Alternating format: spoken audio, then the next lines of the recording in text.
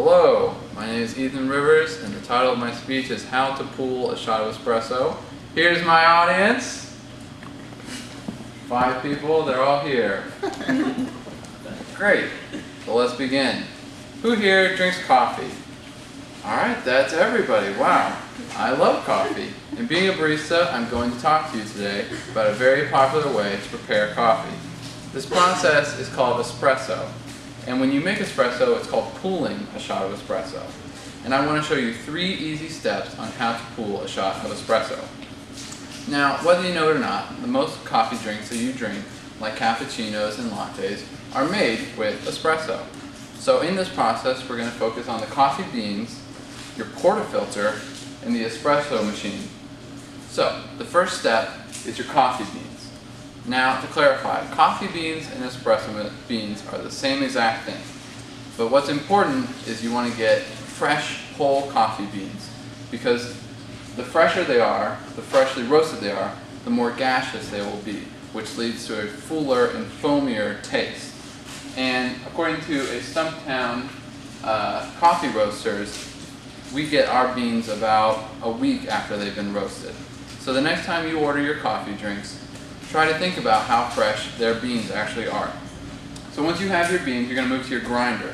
And the grinder is going to vary depending on what shop you go to.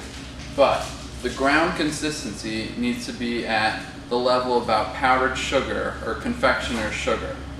And once again, according to Stumptown coffee roasters, this is the perfect consistency to allow the water to penetrate through the coffee while picking up the maximum amount of flavor.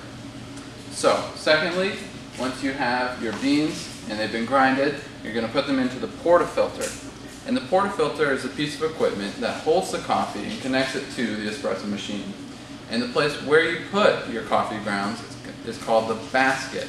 And directly under the basket is the spout. And once the water is flowing through your basket, it'll flow out through the spout. So once you have your grounds in your basket, you want to put it on a gram scale. And you want to have the gram scale between 18 to 21 grams of espresso grounds. And according to Blue Bottle Coffee, this is the perfect amount for yielding about 1.5 ounces of espresso. And at this shop, we use about 19 grams in our shots of espresso. So once the grounds are in, you want to evenly distribute them with your finger. This fills in the cracks and crevices and empty spaces within your basket. And according to a Stumptown representative, water is inherently lazy, meaning that if you leave empty spaces in your basket, the water will just flow right through there without picking up any of the coffee. So, once you have your grounds evenly distributed, you're going to use a tamper, and you're going to tamp down on the coffee, like so. And when you're using the tamper, you want to use enough force, about 19 psi, and that relates to giving a firm handshake. So you want to give a firm handshake to your tamper, and then clean it off. And then once you've given the pressure, you give a smooth twist, and that seals the cracks and crevices. And a good test to show if you've tamped it hard enough is to hold it upside down. And if the espresso doesn't come out, that means you've done it well enough. So, once we have our coffee tamped down in our portafilter, we're going to move it to the espresso machine. And the portafilter hooks on the espresso machine through the piece that's called the group head. And what the espresso machine does is that it pushes hot water through your portafilter and out through the spout.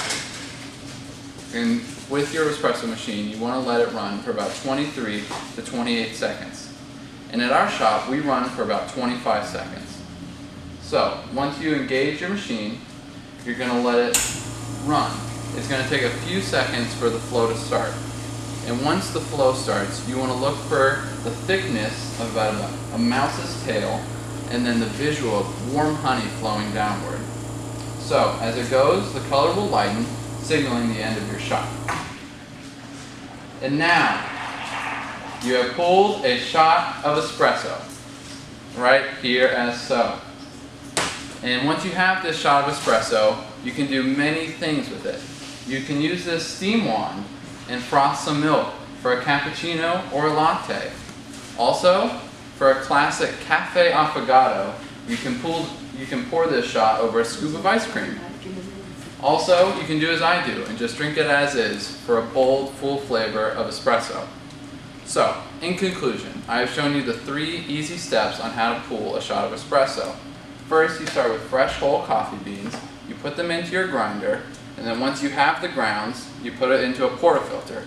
You tamp it down with the force of a firm handshake, then you hook up your portafilter to your espresso machine and let it run for about 25 seconds. So I hope you've learned a little bit more about the complicated world that is coffee and espresso. Thank you. Here's my audience again, the 5th lady. Once again, this was Ethan Rivers on how to pool a shot of espresso. Thank you.